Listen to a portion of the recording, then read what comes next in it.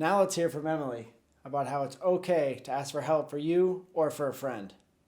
For any issue that anyone's struggling with, whether it be depression, anxiety, or anyone, anybody, if you're stuck and don't know what to do, I would say reach out for help, because sometimes you're not in that mindset to help yourself, and that's okay.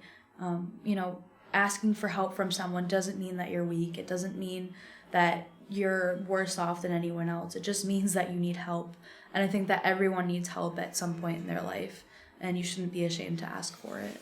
I would tell kids who are afraid to seek help that there are so many people who do want to help.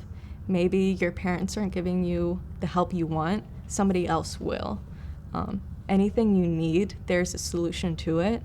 If you're worried about your eating habits, your substance use, your depression, anxiety, there are people who specialize in it and really are successful in helping people.